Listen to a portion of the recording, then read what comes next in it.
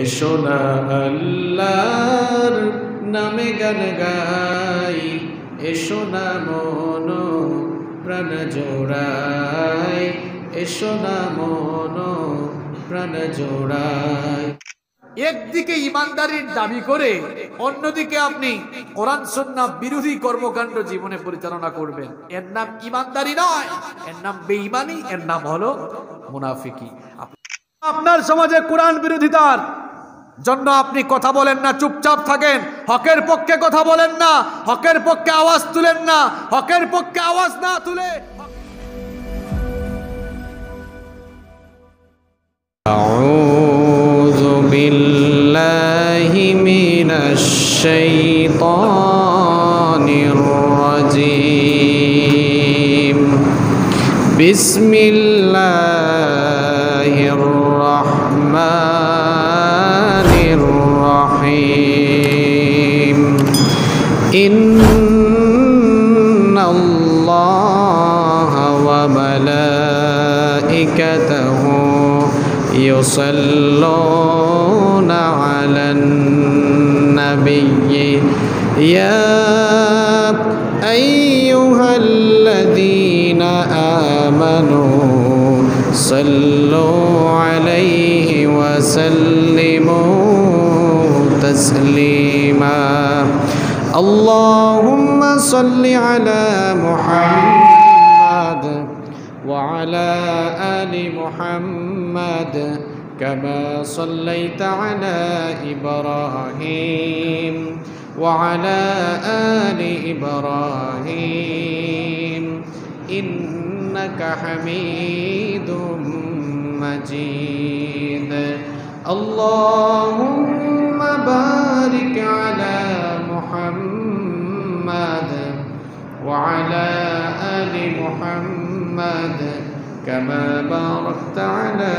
إبراهيم وعلى آل إبراهيم إنك حميد مجيد ربي زدني علما ربي زدني علما رب اشرح لي صدري ويسر لي أمري واحلل عقدة من لساني يفقه قولي سبحانك لا علم لنا إلا ما علمتنا إنك أنت العليم الحكيم صدق الله العظيم।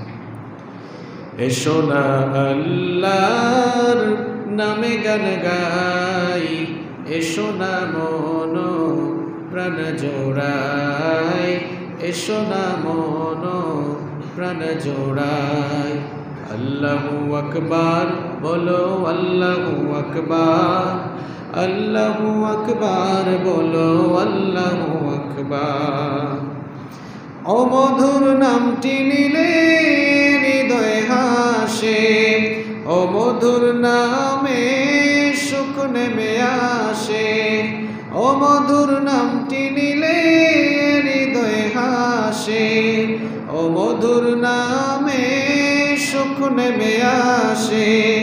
ও নামের তুলনা হবে না, হবে না, ও নামের তুলনা হবে না, হবে না, তুলনা নাই নাই নাই।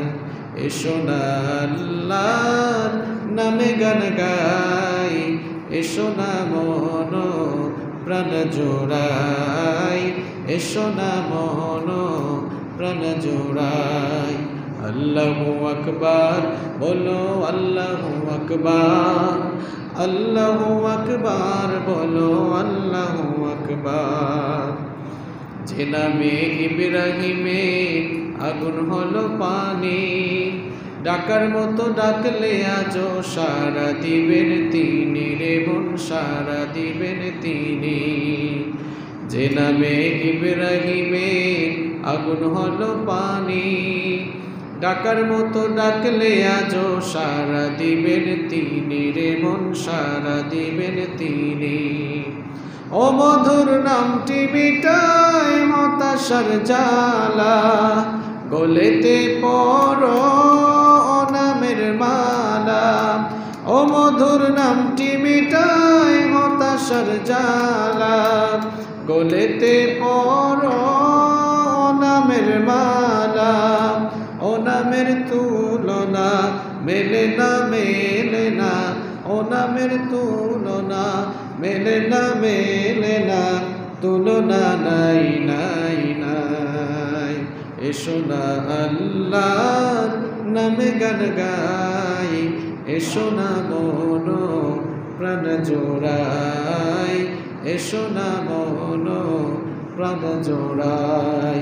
আল্লাহু আকবার বলো, আল্লাহু আকবার, আল্লাহু আকবার বলো, আল্লাহু আকবার। বাংলাদেশের আধ্যাত্মিক রাজধানী সিলেট বিভাগের অন্যতম জেলা, চায়ের দেশ হিসেবে খ্যাত মৌলভীবাজার জেলার বড়লেখা উপজেলার ঐতিহ্যবাহী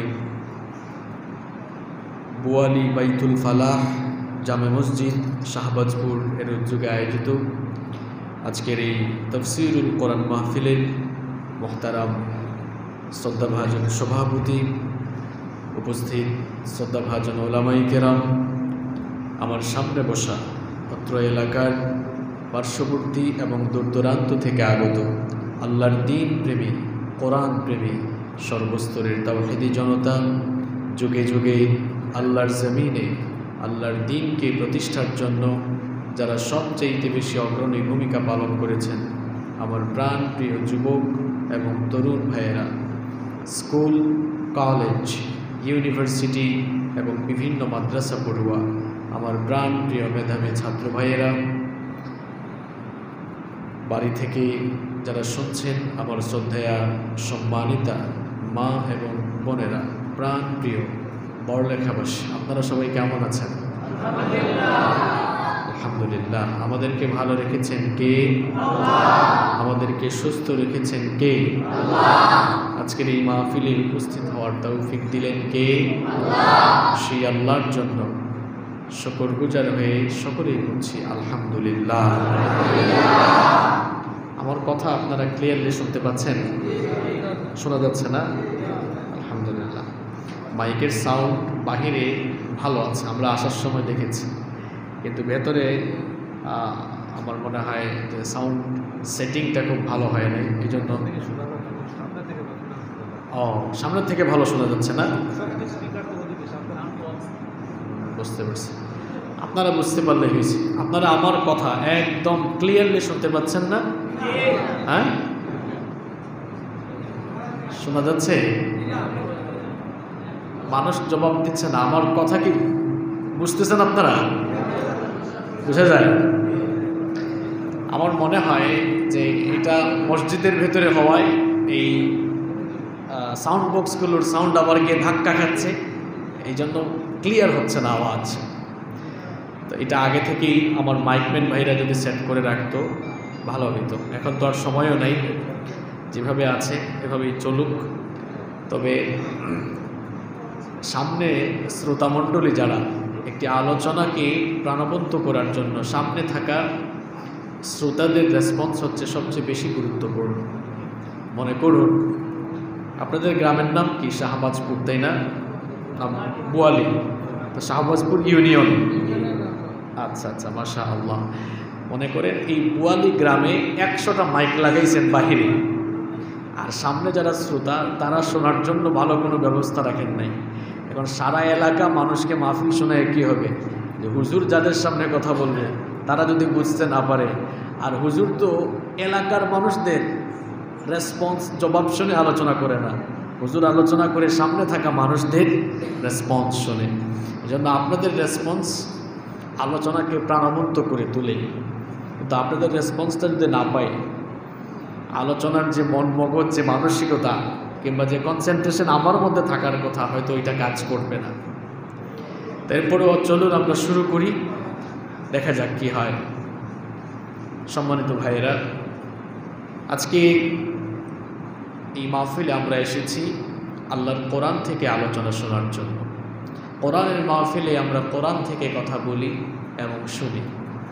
আমলের নিয়তে আজকের এই আলোচনা থেকে প্রত্যেকটি কথা শুনে আমরা যেন বাড়ি ফিরতে পারি। আল্লাহ তাআলা আমাদেরকে সেই তৌফিক দান করে। আরো আসতে বলেন আমিন। কোরআনের মাহফিলে যেহেতু আমরা এসেছি, সেই জন্য আসুন আমরা কোরআন থেকেই সরাসরি আলোচনা শুরু করি। সম্মানিত ভাইয়েরা, আজ আমরা কোরআনুল কারীমের এমন একটি সূরা থেকে আলোচনা করব যে সূরার মধ্যে আল্লাহ তাআলা মানুষের জীবনে সফলতা লাভের জন্য সফল হওয়ার মৌলিক কর্মসূচি যে সূরায় তুলে দিয়েছেন, সেই সূরা থেকে আমরা আজকে কথা বলবো ইনশাআল্লাহ। এমন একটি সূরা থেকে আমরা কথা বলবো যে সূরার মধ্যে আল্লাহ তাআলা আমার আপনার জীবনের সফল হওয়ার কর্মসূচি উল্লেখ করে দিয়েছে। আপনারা প্রত্যেকেই সফল হতে চান কি চান না? সবাই সফল হতে চান তো? সফলতা বলতে আপনারা কি বুঝেন? What's the definition of success? সফলতা বলতে আপনারা কি বুঝেন? এই প্রশ্ন যদি করা হয়, হয়তো এক একজন এক এক দৃষ্টিকোণ থেকে সফলতাকে ডিফাইন করবে। ব্যবসায়ী যারা, তারা মনে করবে যে কম বয়সে ব্যবসা করে বেশি বেশি লাভ করতে পারা কিংবা বেশি বেশি টাকা পয়সার মালিক হতে পারাই মনে হয় জীবনের সবচেয়ে বড় সফলতা। যারা পড়াশোনা করছে, আপনি যদি তাদেরকে জিজ্ঞেস করেন what's the definition of success, হয়তো তারা বলবে যে ভালো করে পড়াশোনা করে উচ্চশিক্ষায় শিক্ষিত হয়ে সুন্দর একটি কেরিয়ার গড়তে পারা, এটি হচ্ছে জীবনের সবচাইতে বড় সফলতা। যারা রাজনীতি করেন, তাদেরকে যদি আপনি সফলতার সংজ্ঞা জিজ্ঞেস করেন, হয়তো তারা বলবেন যে রাজনীতি করে কম বয়সে ক্ষমতার মালিক হতে পারা, এটাই জীবনের সবচেয়ে বড় সফলতা। এভাবে এক একজন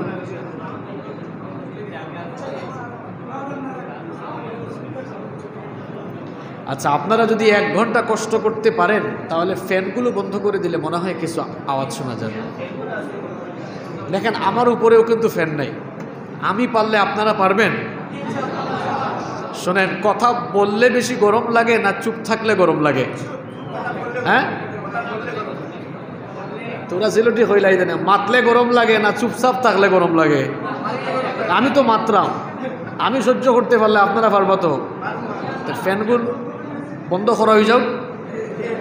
মসজিদে এসির কাজ হয়তো এখনো কমপ্লিট নাই, অসুবিধা নাই। আবার মসজিদও নাই, এই সাউন্ড বক্সও মনে হয় ফিট করা হয়েছে না, নির্মাণাধীন মসজিদ এটা।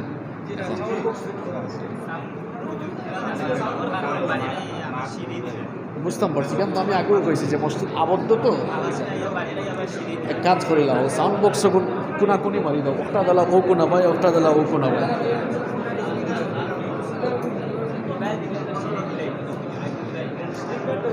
আচ্ছা, মাতবা না আপনারা, দেখি ফ্যান অফ করিয়া ঠিক করা যায় না। এক কাজ করো, স্পিকার একটা দাও, একটা বন্ধ করিল, একটা আমি কই একটা ও ইয়তা কি ও সাইড করিয়া দাও। কথা বুঝছেন? আবার চাও, এদিকে আও, স্পিকার ও সাইড থেকে ওবাই মুখ করিয়া দাও, আর ওগো অফ করে দাও। একটা হইল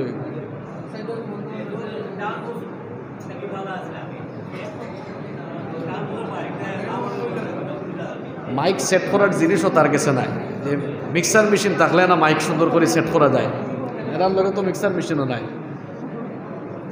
আচ্ছা, চুপ থাকুক আপনারা, ইনশাল্লাহ ঠিক হইবে। ওটা জিকির করুক, লা ইলাহা ইল্লাল্লাহ, লা ইলাহা ইল্লাল্লাহ, লা ইলাহা ইল্লাল্লাহ, লা ইলাহা ইল্লাল্লাহ।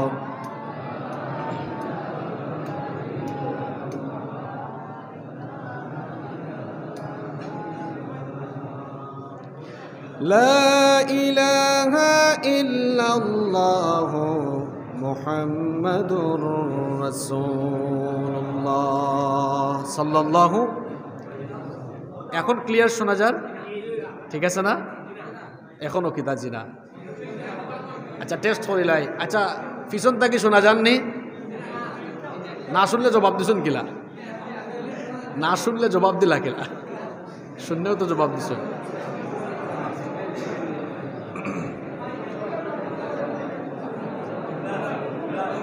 আচ্ছা ঠিক হবে ইনশাআল্লাহ আপনারা চুপ থাকেন ঠিক হবে ইনশাআল্লাহ ঠিক হবে ইনশাআল্লাহ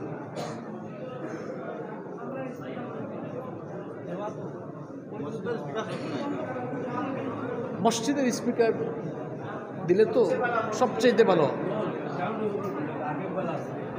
হ্যাঁ সাউন্ড বক্স খুলে এই মাইক থাকুক বাহিরের আর মসজিদের স্পিকার দিয়ে দেন এটা সবচেয়ে ভালো হবে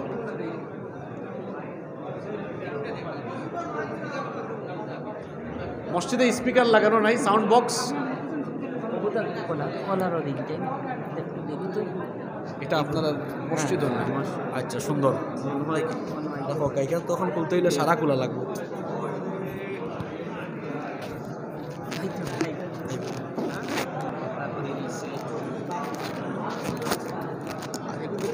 লম্বা নি আরো লম্বা হবে এনো এগু থাকলে হইতো না এই তো এখন আইসা তো ঠিক আছে ঠিক আছে এখন শোনা যান না দেখো গেছেন ঠিক আছে শোনা যায় এখন শোনা যায় ক্লিয়ারলি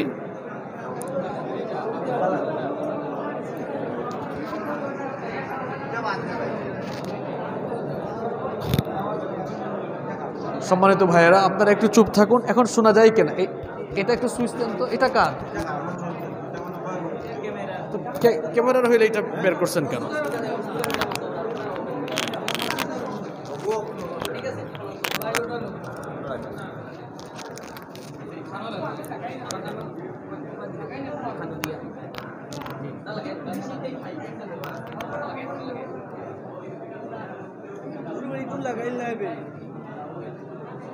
ঠিক আছে এখন শোনা যায়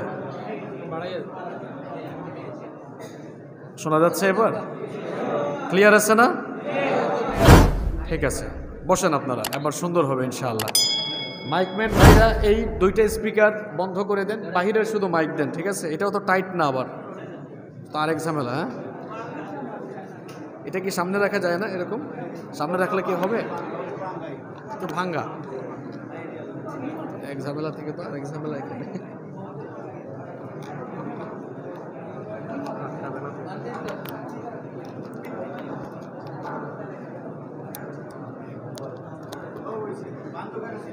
আচ্ছা এবার শোনা যাচ্ছে ক্লিয়ারলি মাশাআল্লাহ এই তো সুন্দর এবার চলবে তো ইনশাআল্লাহ ঠিক আছে সবাই চুপ করে বসে যান আসলে একটি মাহফিল সুন্দর হওয়ার জন্য ভালো সাউন্ড কোয়ালিটি সবচেয়ে বেশি গুরুত্বপূর্ণ শোনেন আপনারা শুধু ঠিক বেঠিক বলে কমিটির ভাইদেরকে বেকায়দায় ফেলিয়েন না কমিটির ভাইদের সাথে আমাদের কোনো শত্রুতা আছে দুশ্মনী আছে আছে ভালোবাসা এই ভালোবাসার জায়গা থেকেই আমরা তাদেরকে সুপরামর্শ দিয়ে যাচ্ছি কেন কারণ এই বছরের মাহফিলই শেষ নয় আমরা আশা রাখি বেঁচে থাকলে তারা আগামী বছরও মাহফিল করবেন ইনশাআল্লাহ তো মানুষ ভুল থেকে শিক্ষা নেয় ভুল থেকে শিক্ষা নিয়ে মানুষ তার নেক্সট ওয়ার্ক তার পরবর্তী কাজগুলো যেন সুন্দর হয় এজন্য পূর্ববর্তী কাজ থেকে কি নেয় শিক্ষা নেয় আজকের এই প্রোগ্রাম যারা অত্যন্ত কষ্ট করে অ্যারেঞ্জ করেছেন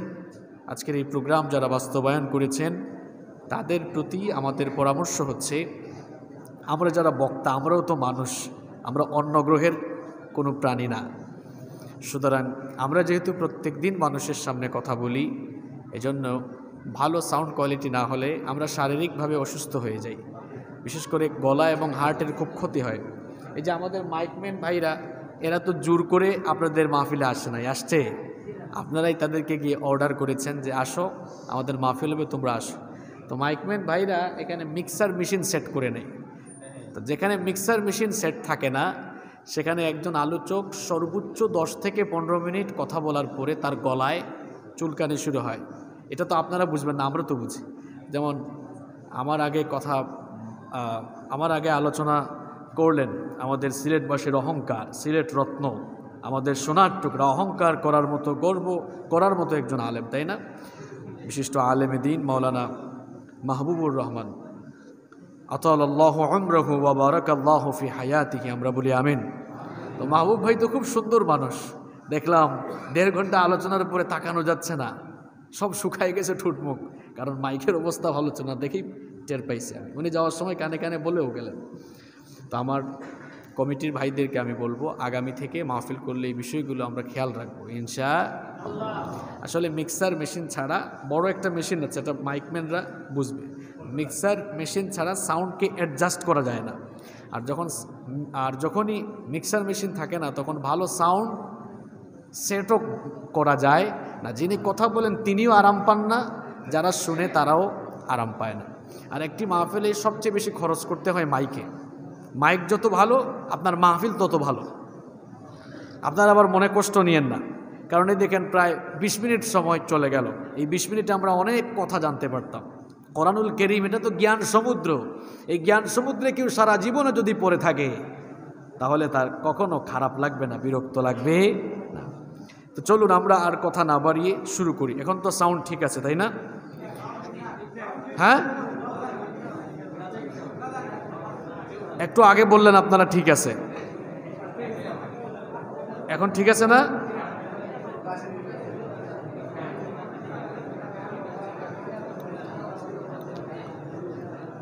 ঠিক আছে, এবার শোনা যাচ্ছে? এবার শোনা যাচ্ছে না? ঠিক আছে, আপনারা চুপ করেন। আপনারা চুপ না হলে তো শোনা যাবে না। সম্মানিত ভাইয়েরা, আমরা কোরআনুল কারীমের এমন একটি সূরা থেকে আজকে আলোচনা শুনব, যে সূরার মধ্যে আল্লাহ তাআলা মানুষের জীবনে সফল হওয়ার জন্য সফলতার কর্মসূচি এবং দিক নির্দেশনা যে সূরার মধ্যে আল্লাহ তাআলা দিয়েছেন, সেই সূরা থেকে আমরা আজকে কিছু কথা শুনব ইনশাআল্লাহ। আপনারা সবাই সফল হতে চান কি চান না? আমরা প্রত্যেকেই সফল হতে চাই। তবে এই সফলতা মানে শুধু দুনিয়ার সফলতা নয়।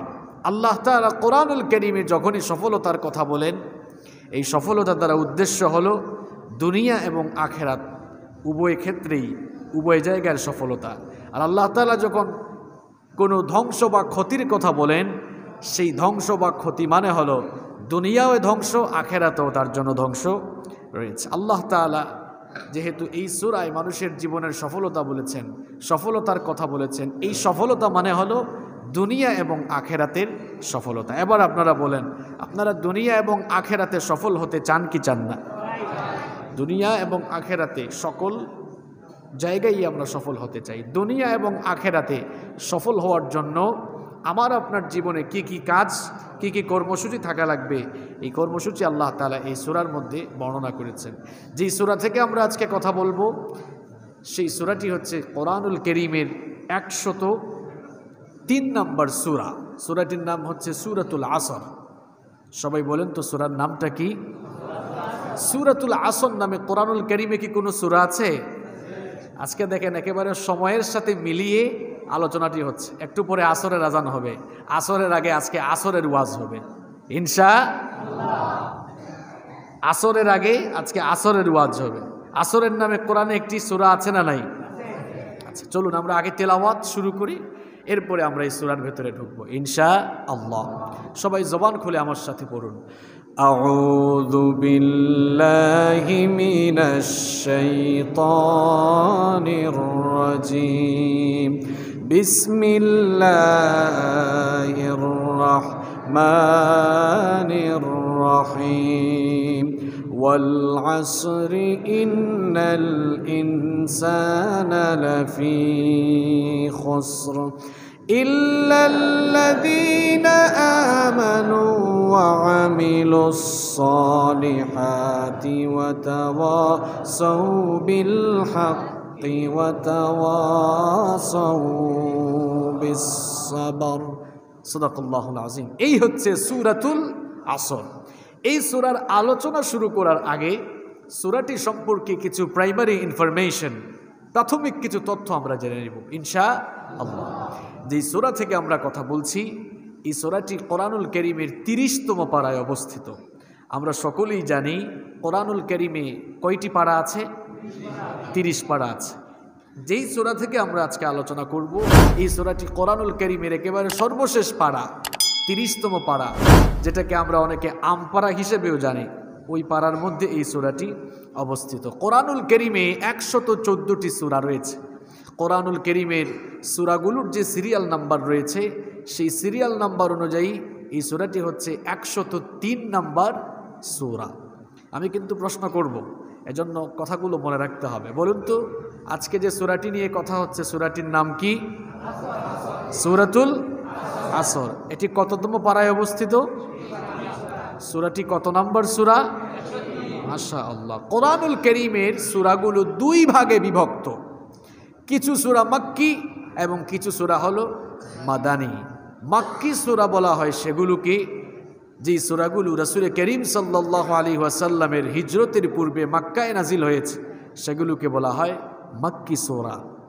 আর যেই সূরাগুলো রাসূল করিম সাল্লাল্লাহু আলাইহি ওয়াসাল্লামের হিজরতের পর মদিনায় অবতীর্ণ হয়েছে সেগুলোকে বলা হয় মাদানী সূরা।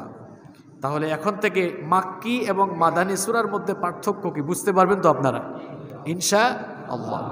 আজ আমরা যে সূরাটি নিয়ে কথা বলছি, বিপুল সংখ্যাগরিষ্ঠ মুফাসসিরিনে কেরামের অভিমত অনুযায়ী এই সূরাটি হচ্ছে মাক্কি সূরা। কারণ এই সূরাটি রাসূল করিম সাল্লাল্লাহু আলাইহি ওয়াসাল্লামের মাক্কি জিন্দেগির প্রাথমিক অবস্থায় নাজিল হয়েছিল। এবার বলেন তো, সূরাটি মাক্কি না মাদানী? মাক্কি না মাদানী? তাহলে এই সূরাটির প্রাইমারি ইনফরমেশন আমরা জানলাম। প্রথমে জানলাম এটি কত পারায় আছে। মুখো টাটা ফুটছে নি মাতুকা কত পারায় আছে? 30 পারা। এই যে বলতেছেন মুখস্থ হয়ে যাবে। এখন ওয়াজ না হয়ে শুধু আওয়াজ হইলে তো হবে না। ওয়াজ আর আওয়াজের মধ্যে পার্থক্য আছে না? চিল্লাচিল্লি করে আমি চলে গেলাম, ফায়দা তো হবে না। যত কথা আমি বলে যাচ্ছি এর মধ্যে যদি অল্প কিছুও বাড়ি নিয়ে যেতে পারেন এটাই সফলতা, এটাই মাহফিলের সার্থকতা। কত নম্বর সূরা? 103 নাম্বার। কত পারায় আছে? 30তম পারায়। এটি মাক্কি না মাদানী?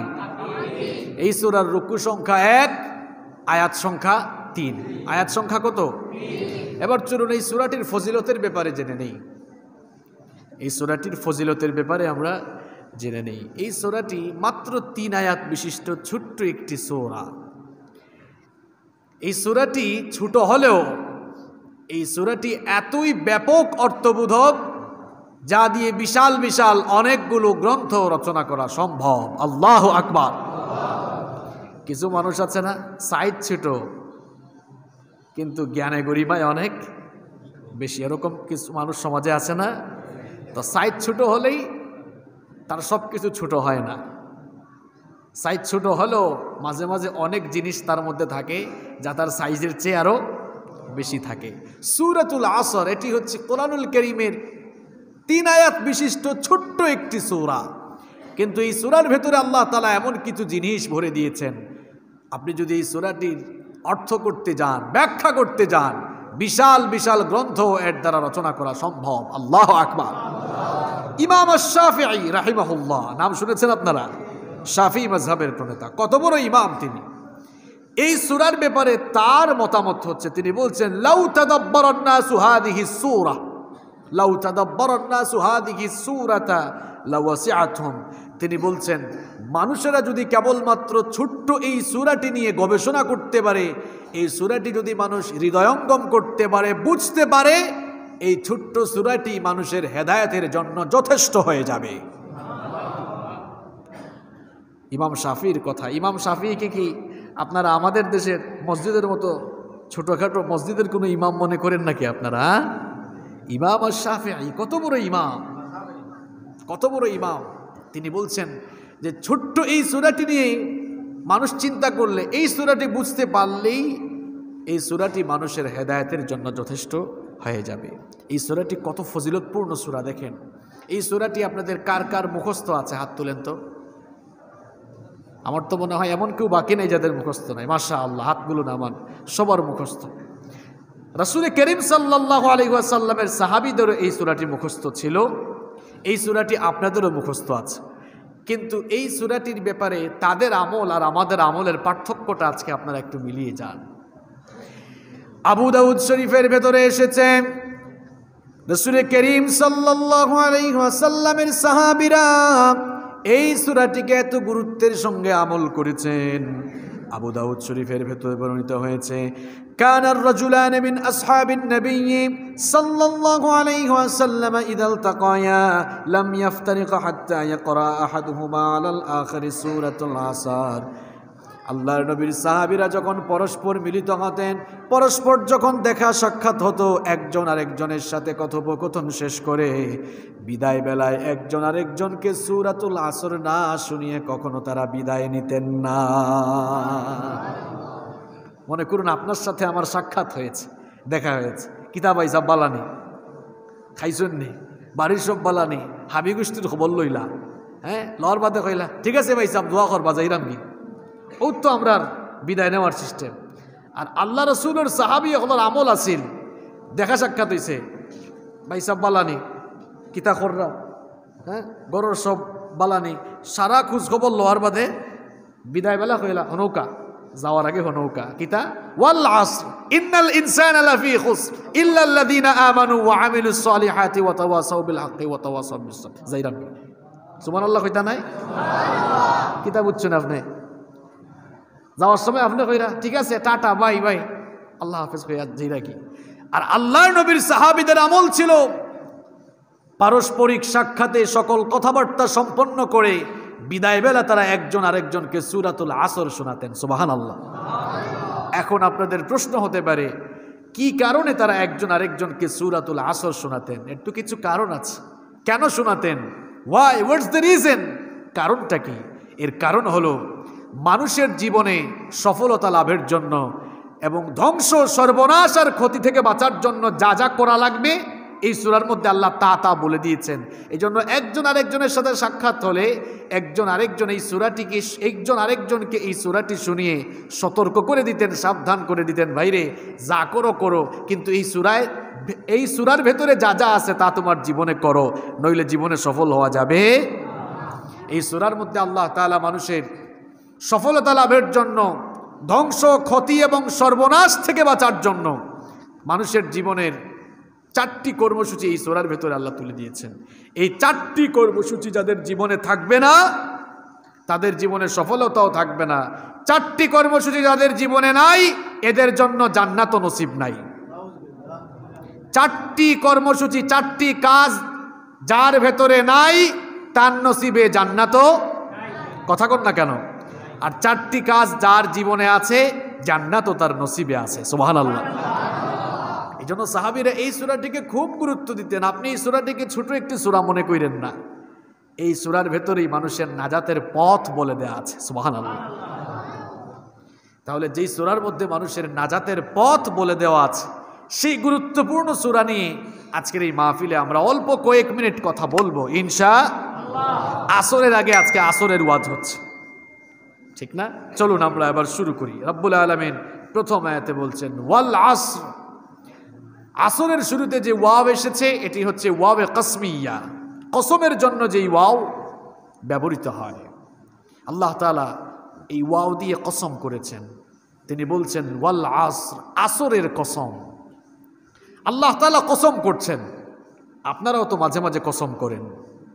আমরা কখন কসম করি আর আমরা কোন জিনিস দিয়ে কসম করি?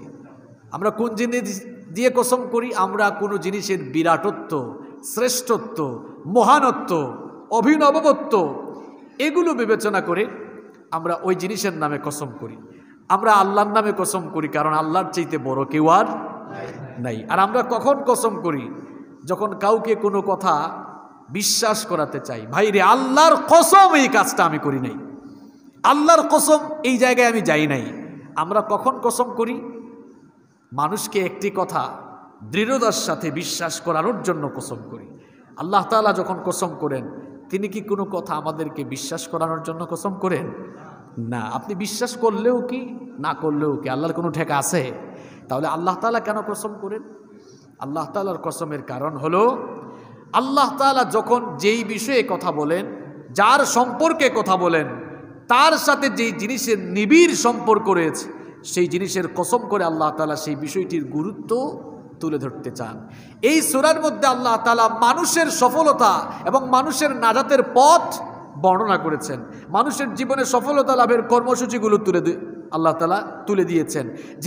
যেহেতু এই সূরায় আল্লাহ তাআলা মানুষের জীবনের সফলতার ব্যাপারে কথা বলেছেন, মানুষের ব্যাপারে আল্লাহ কথা বলেছেন, মানুষের সাথে তো সম্পর্ক রয়েছে সময়ের, কারণ মানুষের হায়াত হলো সময়ের সমষ্টি।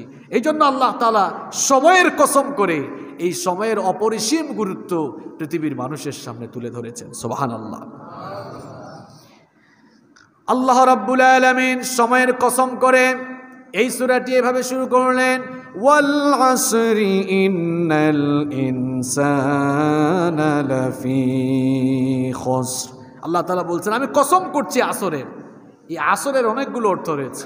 মুফাসসিরিনে কেরামদের কেউ কেউ আসরের অর্থ করেছেন সময়ের, কেউ বলেছেন ইতিহাসের কসম, সময়ের কসম, যুগের কসম, কালের কসম, শতাব্দীর কসম, কেউ বলেছেন গোটা সময়ের কসম।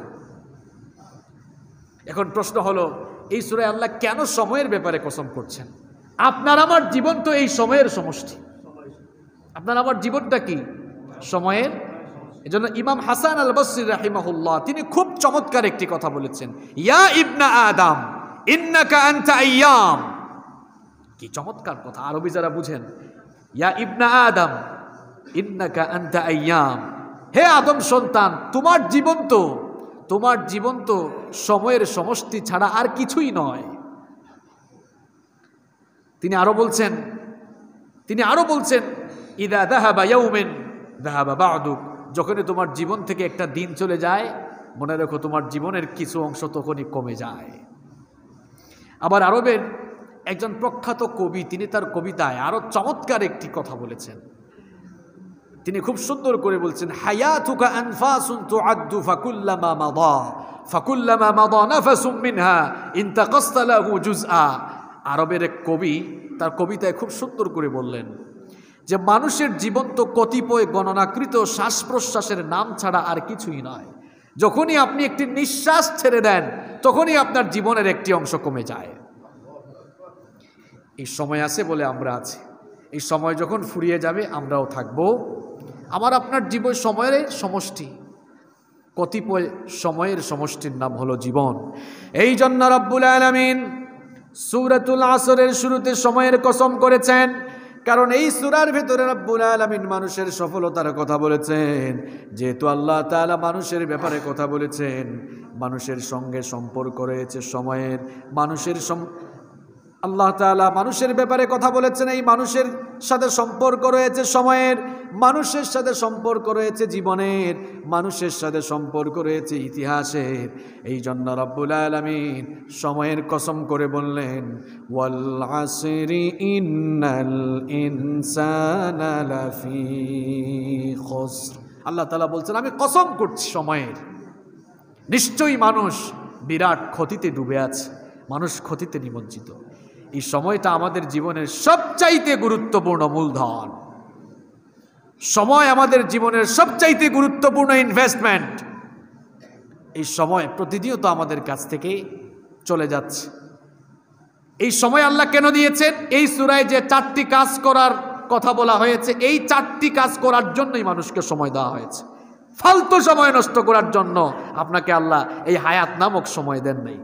হায়াত নামক যে সময় আপনাকে দেওয়া হয়েছে, ওই সময় দেওয়া হয়েছে এই সূরার ভেতরে যে 4টি কাজের কথা বলা হয়েছে, এই 4টি কাজ করে জীবনের সময় কাটানোর জন্য এই সময় দিয়েছেন কে? ইমাম আর রাজি রাহমাতুল্লাহি আলাইহি তিনি বলছেন, আমি একদিন বাজারে ঢুকে এক বরফ বিক্রেতার আওয়াজ শুনে, চিৎকার শুনে তার কাছ থেকে আমি সূরাতুল আসরের তাফসীর বুঝেছিলাম। সূরাতুল আসর আমি বহুবার পড়েছি, কিন্তু সূরাতুল আসরের তাফসীর ভালো করে আমার মাথায় ঢুকে না।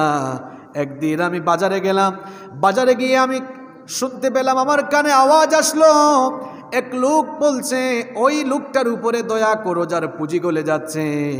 আমি মনে মনে ভাবলাম পুঁজি আবার গলে যায় কেমনে? পুঁজি তো গলার জিনিস নয়। কৌতূহল নিয়ে আমি তার কাছে গেলাম, তার কাছে গিয়ে দেখলাম এই লোকটা বরফ বিক্রেতা, বরফ বিক্রি করছে। প্রত্যেকটি মুহূর্তে তার বরফগুলো গলে যাচ্ছে, প্রত্যেকটি মুহূর্তে তার বরফগুলো ক্ষয় হয়ে যাচ্ছে। এই জন্য লোকটা বলছে ওই মানুষটার উপরে রহম করো যার পুঁজি গলে যাচ্ছে, কারণ লোকটা তার সমস্ত পুঁজি, তার সমস্ত ইনভেস্ট এই বরফের জন্য খাটিয়েছে। বরফ যদি গলে যায় তাহলে তার পুঁজিও চলে যাবে, আমও যাবে, সালাও সব চলে যাবে। এই জন্য লোকটা মানুষকে রূপ করতে বলছে, আমার এই বরফগুলো গলে যাওয়ার আগে তোমরা কিনে নাও। ওই লোকটার উপরে রহম করো যার পুঁজিগুলো ক্ষয় হয়ে যাচ্ছে, গলে যাচ্ছে। ইমাম রাজি রহমতুল্লাহি আলাইহি তিনিও তখন বললেন, এই বরফ বিক্রেতার কাছ থেকে আমিও আজ সূরাতুল আসরের তাফসীর বুঝলাম কি কারণে আল্লাহ তাআলা এই সূরার শুরুতে সময়ের কসম করলেন। এতদিন পরে আমি বুঝতে পারলাম, ওই বরফ বিক্রেতার বরফের মতোই হলো মানুষের সময়, মানুষের জীবন। বরফ বিক্রেতার বরফ যেমন প্রত্যেকটি মুহূর্তে ক্ষয় হয়ে যায়, গলে যায়, আমার আপনার জীবনটাও হলো বরফের মতো। প্রত্যেকটি সেকেন্ড যাচ্ছে, মিনিট যাচ্ছে, ঘন্টা যাচ্ছে, দিন যায়, সপ্তাহ যায়, মাস যায়, আর আমার আপনার জীবন থেকে সময়গুলো কমে যায়। মানুষের জীবন হলো এই যে আপনাদের মসজিদে কাঁটাওয়ালা ঘড়ি আছে, এই কাঁটাওয়ালা ঘড়ির মতো। দেখেন এই ঘড়িতে সেকেন্ডের একটা কাঁটা আছে, সেকেন্ডের কাঁটা ঘুরলে মিনিটের কাঁটা ঘুরে, মিনিটের কাঁটা ঘুরলে ঘন্টার কাঁটা ঘুরে, এইরকম সময় চলে যাচ্ছে। আমার আপনার জীবন নামক একটি ঘড়ি আছে, ওই ঘড়ির কাঁটাও ঘুরতেছে ঘুরতেছে, যতই ঘুরছে আমাদের হায়াত কমতেছে না বাড়তেছে? কমে যাচ্ছে।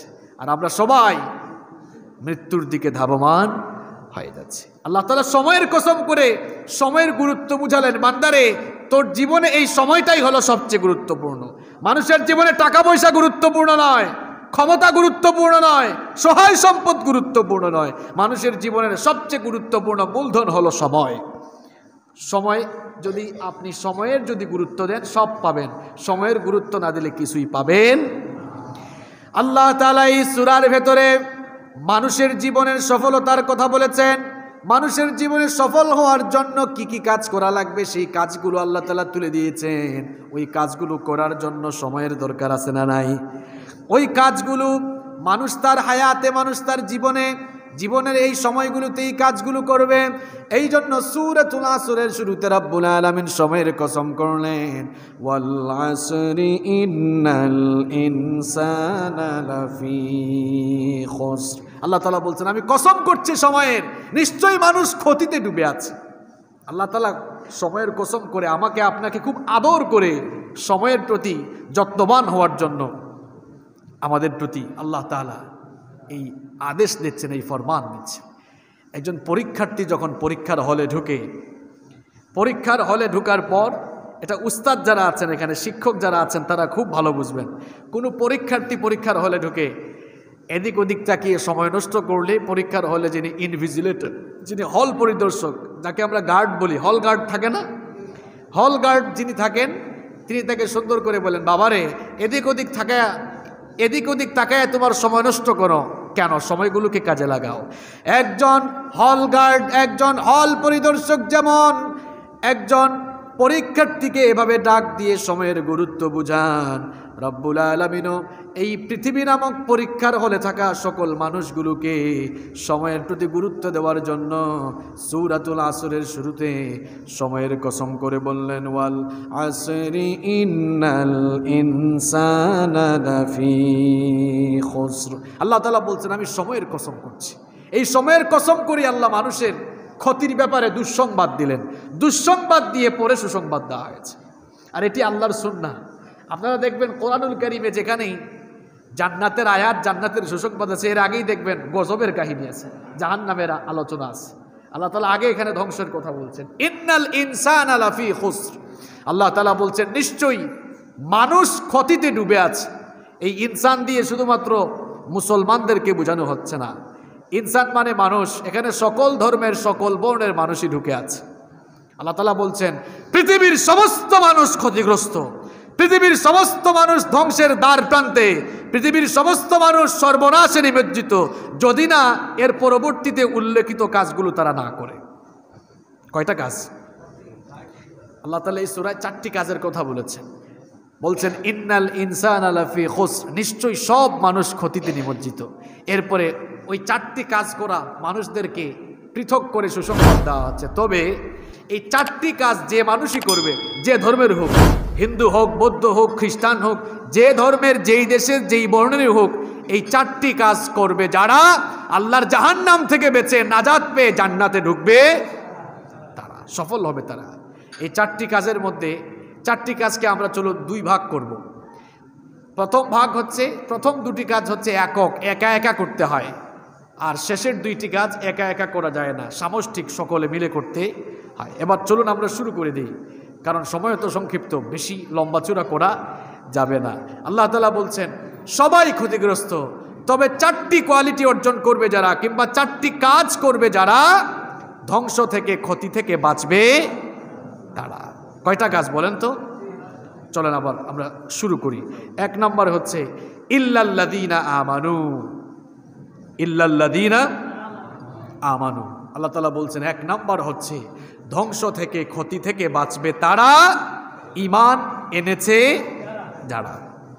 এবার আপনারা বলবেন হুজুর 1 নম্বর জিনিস তো আমাদের মধ্যে আছে, আমরা তো সবাই ঈমান এনে ফেলছি। কোন জাতির ঈমান আনছেন এটা একটু পরেই বোঝা যাবে। ঈমান এটি হচ্ছে আসল, এটি হচ্ছে মূল, এটি হচ্ছে ফাউন্ডেশন। ইসলামের আগে হচ্ছে ঈমান, ঈমানের পরে হলো ইসলাম। ঈমান হচ্ছে ফাউন্ডেশন। এই ঈমান নামক ফাউন্ডেশনের উপরে ভিত্তি করে ইসলামের ইমারত গড়ে উঠেছে। ফাউন্ডেশনটা গুরুত্বপূর্ণ নাকি ঘরের ছাদ গুরুত্বপূর্ণ? মাতুকা মুখো ঠাটা পড়ে গেলে দইত নাই, এত গুরুত্বপূর্ণ সূরার আলোচনা চলে, আর আপনি মুখো ঠাটা ফলাইয়া বইরেছেন। হ্যাঁ, আপনার জীবনে নাজাত পাওয়ার লাগি যা দরকারি সূরার ভিতরে আছে। সুবহানাল্লাহ।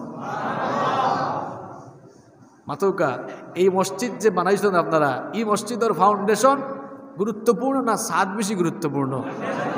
আপনি যদি এখন হুজুর ছাদ বেশি গুরুত্বপূর্ণ, তা আমি কইমু ফাউন্ডেশন দুর্বল হইলে ই অত সুন্দর ছাদ ইখান টিকতো না, বল্লারি ফরি যাব। ঠিক নেই কথা? ফরি যাব। তাইলে বোঝা গেল ফাউন্ডেশনটা ঈমান, এটি হচ্ছে ফাউন্ডেশন। এই ঈমান নামক ফাউন্ডেশন যার দুর্বল, তার সব কিছুই দুর্বল। ঈমান দুর্বল হলে চলাফেরা দুর্বল, মুআমালাত মুআশারাত সব দুর্বল হয়ে যাবে। ঈমান যত টাইট, ঈমান যত মজবুত, ওই লোকটার জীবন চলার পথ তত মজবুত হয়ে যায়। এজন্য সফল হওয়ার জন্য, ধ্বংস থেকে বাঁচার জন্য 1 নম্বর কর্মসূচি দেওয়া হয়েছে ঈমান। পৃথিবীর সমস্ত নবীরা ঈমানের দাওয়াত মানুষকে দিয়েছেন। ঈমান ছাড়া আমলেরও কোনো দাম নাই। ঈমান ছাড়া আমলের কোনো দাম আছে? বলেন তো। কোনো মানুষ ঈমান নাই, 5 ওয়াক্ত নামাজ পড়ে, এই লোকটার নামাজ কি আল্লাহর কাছে কবুল হবে? মাতুকা কোনো মানুষের ঈমান নাই, হে 5 বার আজান হইলে ওয়াইয়ার সেজদা দেয়, নমাজ পড়ে, এর নমাজ কবুল হইব না। সামনে রোজা মাস, আর হে 30 দিন রোজা রাখবো, কিন্তু তার ঈমান নাই। যদি ঈমান না থাকে তার রোজা কবুল হইব না। তাহলে কিতা বুঝলা আপনারা? ঈমান না থাকলে কোনো নেক আমল আল্লাহর কাছে কবুল হয়? ঈমানটা হইল গুরুত্বপূর্ণ। এর লাগে কইছি ঈমান হইছে ফাউন্ডেশন। পৃথিবীর সমস্ত নবীরা মানুষদেরকে ঈমানের দাওয়াত দিয়েছেন। এখন আপনারা কইবা হুজুর আমরা তো ঈমানের ওয়াজ করে লাভ নাই, এই পয়েন্ট বাদ দিলে হোক, আপনার ঈমান আছে। ঈমান কিলা আছে? আগে ঈমান কিতা বোঝা লাগবে। ঈমান শুধুমাত্র মুখ দিয়ে দাবি করার জিনিস নয়। ঈমান হচ্ছে মৌখিক স্বীকৃতির পাশাপাশি অন্তরে ঈমান লালন করে জীবনে প্রত্যেকটি পরতে পরতে কাজকর্মের মাধ্যমে ঈমানের বাস্তব প্রতিফলন ঘটানো, এর নাম হলো ঈমান। এজন্য বলা হয় ঈমান হচ্ছে আল ইকরার বিল লিসান, মুখ দিয়ে স্বীকৃতি দেওয়া, ঘোষণা দেওয়া। ওয়া তাসদীক বিল জিনান, অন্তর দিয়ে বিশ্বাস করা। ওয়া আমালুম বিল আরকান, এবং কাজে কর্মে তা প্রমাণ করে দেওয়া। কোরআনুল কারীমে বহু জায়গায় ঈমানদারদের পরিচয় দেওয়া হয়েছে, অনেক পরিচয় দেওয়া হয়েছে। এর মধ্যে আমি সকল পরিচয় আনবো না, একটি পরিচয় নিয়ে আসবো। ঈমানদার তারা আল্লাহকে ভয় করে সকল ঈমান বিধ্বংসী কাজ থেকে বিরত থাকে যারা। এই জন্য রাব্বুল আলামিন বলেছেন ইন্নামাল মুমিনুনা আল্লাযীনা ইযা যুকিরাল্লাহু ওয়াজিলাত কুলুবুহুম ওয়া ইযা তুলিয়াত আলাইহিম আয়াতুহু যাদাতুহুম ঈমানা ওয়া আলা রাব্বিহিম ইয়াতাওয়াক্কালুন। يتوكلون রব্বুল আলামিন বলছেন নিশ্চয়ই ঈমানদার তো তারা, মুমিন তো তারা যাদের সামনে আল্লাহর কথা উচ্চারিত হলে আল্লাহর ভয়ে তাদের অন্তর কেঁপে ওঠে। এখন আপনি মিলান তো আল্লাহর ভয়ে আল্লাহর নাম উচ্চারিত হলে আপনার অন্তর কেঁপে ওঠে কিনা? আল্লাহর ভয়ে আপনি মিথ্যা ছাড়তে পারেন না। কথা বলার সময় জবানটাকে যদি নাপাক করে ফেলেন, যদি আপনি মিথ্যা বলেন, বোঝা যাবে আল্লাহর ভয়ে আপনার অন্তর কাঁপে না। পাকেই আপনি যদি আপনার এই জবানটাকে নাপাক করে মানুষের গীবত করেন, চুগলখুরি করেন, পরনিন্দা করেন, পরচর্চা করেন, বোঝা যাবে আল্লাহর ভয়ে আপনার দিল কাঁপে না। কারণ আল্লাহর ভয়ে যদি আপনার দিল কাঁপতো তাহলে আপনার জবান দিয়ে গীবত, চুগলখুরি, পরনিন্দা, পরচর্চা করার কথা না। আপনি যদি সুদ, ঘুষ, চাঁদাবাজি, টেন্ডারবাজি, অন্যায় অপকর্মে নিজেকে জড়িয়ে ফেলেন, তাহলে স্পষ্ট বোঝা যাবে আল্লাহর কথা উচ্চারণ হলে কিংবা আল্লাহকে ভয় করে আপনার দিলটা কাঁপে না। এই রকম ইমানদারির কথা বলে প্রতিনিয়ত ইমান বিধ্বংসী কাজ করলে ইমানদার হওয়া যায় না। তাহলে ইমানটা কি? ইমান হলো নিজেকে আল্লাহর ভয়ে সবসময় অন্যায় অপকর্ম থেকে বাঁচিয়ে রাখা, এর নাম ইমান। আপনি ইমান আনলেন কিন্তু কথা বলার সময় মিথ্যা বললেন, গীবত করলেন, পরনিন্দা করলেন, পরচর্চা করলেন, সুদ, ঘুষ, চাঁদাবাজি, টেন্ডারবাজি, সকল অন্যায় আর হারামখুরির সাথে সম্পর্ক রেখে যেই লোকটা এভাবে নিজেকে ইমানদার বলে দাবি করে, ইমানদার বলে পরিচয় দেয়, আসলে এর নাম ইমানদারি নয়, এর নাম বেঈমানি, এর নাম হলো মুনাফিক। ইমানদার হতে হলে নিজেকে আল্লাহর কাছে সমর্পণ করে দিতে হবে। মুসলিম মানেই তো আত্মসমর্পণকারী। পুলিশের কাছে আত্মসমর্পণ করার পরে, কোনো লোককে পুলিশ অ্যারেস্ট করার পরে এখন আসামি পুলিশের কথায় চলে না পুলিশ আসামির কথায় চলে? জবাব না দিলে আসলে মারতে পারা লাগে না, বুঝছেন? আর আপনারা বড়লেখা তাইলে বোঝা যায় যে সকল নিরাই সিরাই মানুষ মনে হয় আল্লাহ বড়লেখাত ফাটাচ্ছেন, মানে এরা ঠেলাইলেও মাতবার হয় না, কথা বুঝছেন? আমরা তো সারা দেশে যাই, দক্ষিণাঞ্চল, উত্তরবঙ্গ বা চিটাগাং কিংবা কুমিল্লা, নোয়াখালী অঞ্চল যেবাই যাইবা মানুষের সইবার আগেও মাতবার হয়, আর আপনারা ঠেলাইয়াও মাতবার করা যায় না। আরে বাপরে বাপ! সম্মানিত ভাইয়েরা, বলছিলাম যে ইমান হচ্ছে নিজেকে আল্লাহর কাছে একেবারে সমর্পণ করে দেওয়া। কোনো আসামিকে পুলিশ গ্রেফতার করার পরে, কোনো আসামি যদি পুলিশের কাছে স্যালেন্ডার করে ফেলে, স্যালেন্ডার করার পরে বলেন তো আপনারা, আসামি পুলিশের কথায় চলে না পুলিশ আসামির কথায় চলে? আপনি যদি মুসলিম মানেই তো আত্মসমর্পণকারী, আপনি আল্লাহর কাছে নিজেকে আত্মসমর্পণ করে ফেললে আপনি আর নিজের মতো চলতে পারবেন? কার বিধান অনুযায়ী চলতে হবে? কার বিধান অনুযায়ী চলতে হবে? মিথ্যা বলা আল্লাহর বিধান, কথা বলেন অন্যায় এবং হারামখুরি, অন্যায় অপকর্মের পথে জীবন পরিচালনা করা আল্লাহর বিধান। তাহলে আল্লাহর বিধান হলো নিজেকে সব সময় কোরআন সুন্নাহ ভিত্তিক পথে পরিচালিত করা। সুতরাং একদিকে ইমানদারির দাবি করে অন্যদিকে আপনি কোরআন সুন্নাহ বিরোধী কর্মকাণ্ড জীবনে পরিচালনা করবেন, এর নাম ইমানদারি নয়, এর নাম বেঈমানি, এর নাম হলো মুনাফিকি। আপনি যদি ধ্বংস থেকে, ক্ষতি থেকে বাঁচতে চান তাহলে সত্যিকারের ইমানদার হওয়া লাগবে। সত্যিকারের ইমানদার কারা? গোটা জীবনভর আল্লাহর গোলামি করে আল্লাহর আইন মানে যারা। তাহলে ধ্বংস থেকে, ক্ষতি থেকে বাঁচতে হলে এক নম্বর যে কর্মসূচির কথা এখানে বলা হয়েছে, আল্লাহ তাআলা বলছেন ধ্বংস থেকে, সর্বনাশ থেকে, ক্ষতি থেকে বাঁচবে তারা, এক নম্বরে ঈমান আনবে যারা। এরপরে দুই নম্বরে বলা হচ্ছে ওয়া আমিলুস সালিহাত, ঈমান আনার পরে নেকির কাজ করবে যারা।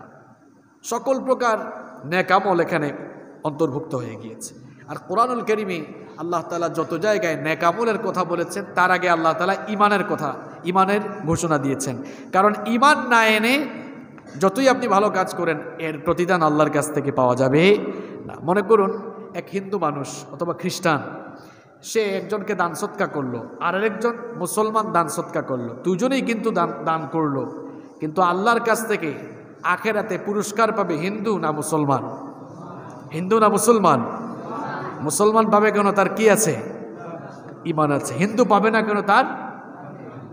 তাহলে বোঝা গেল ইমানবিহীন নেক আমলের কোনো দাম আল্লাহর কাছে। ইমান আর নেক আমলের সম্পর্ক হলো বীজ আর বৃক্ষের মতো। ইমান ছাড়া যেমন নেক আমলের কোনো দাম নাই, আবার আমল ছাড়া ইমানেরও কোনো দাম নাই। একটি আরেকটির পরিপূরক, দুটির কম্বিনেশন থাকা লাগবে। এই জন্য আল্লাহ তাআলা কোরআনুল কারীমের যত জায়গায় নেক আমলের কথা বলেছেন তার আগে ইমান নামক শব্দ জুড়ে দিয়েছেন।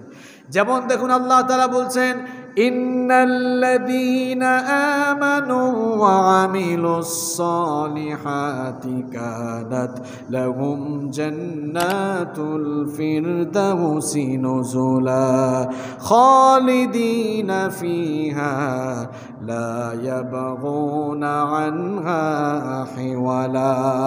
রব্বুল আলামিন বলছেন, নিশ্চয়ই যারা ঈমান এনেছে, ঈমান আনার পরে যারা আমলে সালেহ করেছে, তাদের জন্য আমি 1 নম্বরের জান্নাত, জান্নাতুল ফিরদাউস প্রস্তুত রেখেছি। এখানে ঈমান আনার পরে নেক আমলের কথা বলা হয়েছে। তাহলে ঈমান আর নেক আমল একটি আরেকটির পরিপূরক। ঈমান ছাড়া নেক আমলের কোনো দাম নাই, আবার আমলবিহীন ঈমানের কোনো দাম নাই। এজন্য রব্বুল আলামিন বলেছেন, ঈমান এনে নেক আমল করবে যারা, আল্লাহর দুনিয়ায় সবচাইতে নিকৃষ্ট, আল্লাহর দুনিয়ায় সবচাইতে উৎকৃষ্ট মানুষ তারা। রব্বুল আলামিন বলছেন, ইন্নাল্লাযীনা আমানু ওয়া আমিলুস সালিহাতি উলাইকা হুম খায়রুল বারিয়া। আল্লাহ তাআলা বলছেন, নিশ্চয়ই যারা ঈমান এনেছে, ঈমান আনার পর যারা নেক আমল করেছে, ভালো কাজ করেছে, তারাই হচ্ছে দুনিয়ার সবচাইতে উৎকৃষ্ট, সবচেয়ে ভালো মানুষ। সুবহানাল্লাহ। তাহলে ধ্বংস থেকে, ক্ষতি থেকে বাঁচার জন্য যে কাজগুলো করতে হবে তার মধ্যে 1 এবং 2 নম্বর হলো ঈমান আনা, ঈমান আনার পরে সৎ কাজ করা। এই ঈমান আনা এবং সৎ কাজ করা, এই দুটি কাজ হলো একক সত্তার সাথে সম্পৃক্ত, অর্থাৎ এগুলো একা একা আমল করার বিষয়। এরপরে এই সূরায় যে বাকি দুটি কর্মসূচির কথা বলা হয়েছে, এগুলো একা একা করা যায় না, এগুলো সামষ্টিক ওয়ার্ক, এগুলো সামষ্টিকভাবে করতে হয়। 3 নম্বরে বলা হচ্ছে ওয়াতাওয়াসাউ বিল হক। 3 নম্বরে বলা হচ্ছে ধ্বংস থেকে, ক্ষতি থেকে বাঁচবে তারা। ওয়াতাওয়াসাউ বিল হক, হকের উপরে টিকে থাকার জন্য পরস্পর পরস্পরকে ওসিয়ত, পরামর্শ দেয় যারা। ধ্বংস থেকে, ক্ষতি থেকে বাঁচবে তারা হকের উপরে থাকার জন্য একে অপরকে ওসিয়ত করে যারা। হক মানে কি? হক মানে কি? হকের ডেফিনেশন হচ্ছে আল ইসলামু মাতুন্না, আল ইসলামু হাক্কুন ওয়াল কুফরু। আল্লাহ তাআলা বলছেন ইসলামটাই হলো হক, ইসলামটাই হচ্ছে হক। এখন এই হকের দাওয়াত যদি আপনি না দেন, তাহলে ধ্বংস থেকে, ক্ষতি থেকে বাঁচতে পারবেন না। হকের দাওয়াত কিভাবে দিবেন? আপনি হয়তো ইসলাম মানেন, ভালো আমল করেন, সব সময় নিজেকে ভালো রাস্তায় পরিচালনা করেন, কিন্তু আপনার আশপাশে থাকা মানুষগুলোর কাছেও এই মেসেজ, হকের মেসেজ নিয়ে যেতে হবে, তাদেরকেও ভালো বানানোর চেষ্টা করতে হবে, অন্তত ভালো কাজের দাওয়াত দিতে হবে। যদি আপনি দাওয়াত না দেন, তাহলে আপনি ধ্বংস থেকে বাঁচতে পারবেন না। এই ধ্বংস মানে কি বুঝছেন আপনারা? হায় রে হায়, মামার গেছে আগের বুঝছেন, গুরুস্থানের সামনে বই আলোচনা করলাম, মাত বুঝুননি আমার। এখান তো ফয়লাও কইসলাম যে ধ্বংস মানে জাহান্নাম, সফলতা মানে ক্ষতি। এই আপনার সফলতা মানে জান্নাত, আর ধ্বংস মানে জাহান্নাম। ওখানকার উত্তর দিতে পারল না, কিতাবে হুন্ডা আল্লাহ জানে। হায় রে হায়, মাইতে আমি ভৈরব না বোঝা।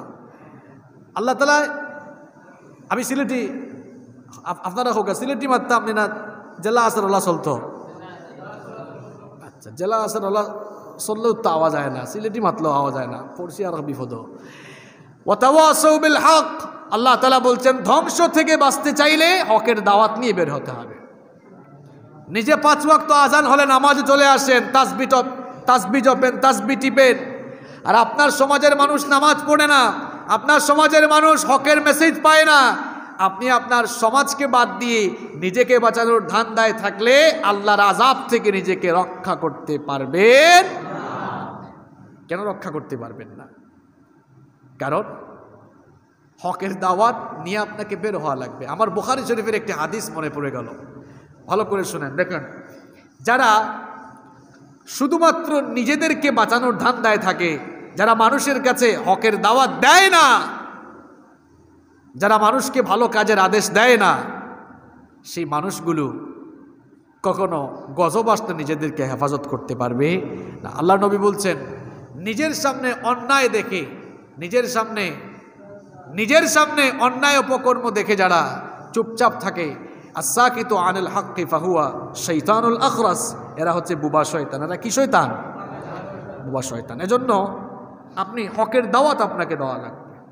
হকের দাওয়াত না দিলে আপনি নিজেকে ধ্বংস থেকে, ক্ষতি থেকে বাঁচাতে পারবেন।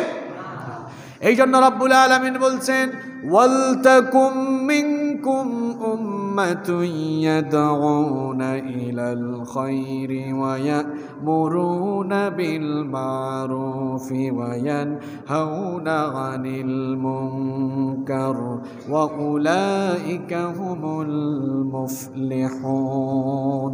আল্লাহ তাআলা বলছেন, আর তোমাদের মধ্যে এমন কিছু মানুষ থাকা উচিত, এমন কিছু লোক থাকা উচিত যারা মানুষদেরকে সৎ কাজের আদেশ দিবে, অসৎ কাজ থেকে ফিরিয়ে রাখবে।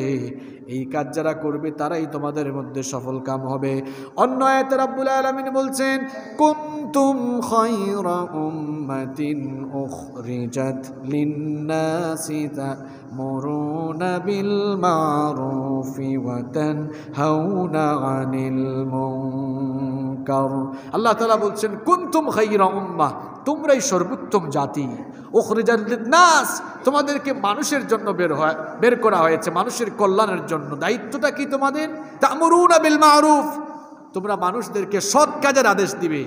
ওয়া তানহাউনা আনিল মুনকার, আর মানুষদেরকে অন্যায় থেকে তোমরা বারণ করবে। আজ এই মহান দায়িত্ব থেকে আমরা নিজেদেরকে এমনভাবে ইস্তফা দিয়েছি, আমাদের সামনে অন্যায় চলে, অপকর্ম চলে, কিন্তু আমরা নিজেরা চুপচাপ বসে থাকি, সেই অন্যায় বাধা দেই না। এই জন্য মুসলমানরা আজ মজলুম জাতিতে পরিণত হয়েছে।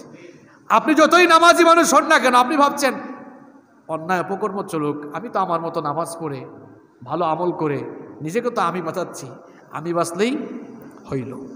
আপনি এমন মনোভাব নিয়ে বসে থাকলে আপনি কিন্তু বাঁচতে পারবেন না।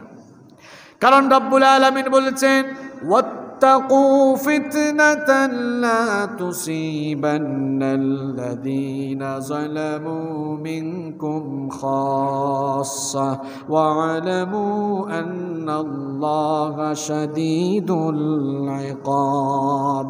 আল্লাহ তাআলা বলছেন, সেই সব গজব আসার আগেই সাবধান হয়ে যাও, যেই গজবগুলো শুধুমাত্র গজব নাজিল হওয়ার কারণ যারা, তাদের উপরেই নাজিল হবে না, বরং অন্যায় অপকর্ম দেখে চুপ চুপ থাকবে যারা, গজব নাজিল হওয়ার কারণও হয়ে যাবে তারা। আপনার সামনে অন্যায় চলবে, অপকর্ম চলবে, আপনি যদি চুপ থাকেন, আল্লাহর গজব নাজিল হলে আপনি বাঁচতে পারবেন। ওই দাউদ আলাইহিস সালামের সেই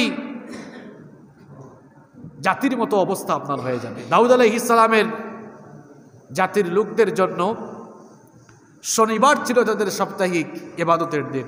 যেমন আমাদের সাপ্তাহিক ইবাদতের দিন কোনটা? জুমাবার, ইয়াউমুল জুমআহ। দাউদ আলাইহিস সালামের উম্মতের জন্য আল্লাহ তাআলা শনিবার ইবাদতের দিন হিসেবে ঠিক করে দিয়েছিলেন। এই শনিবারের আরেকটি স্পেশাল বিধান ছিল, আল্লাহর আদেশ ছিল, এই শনিবারের দিন মাছ ধরা যাবে।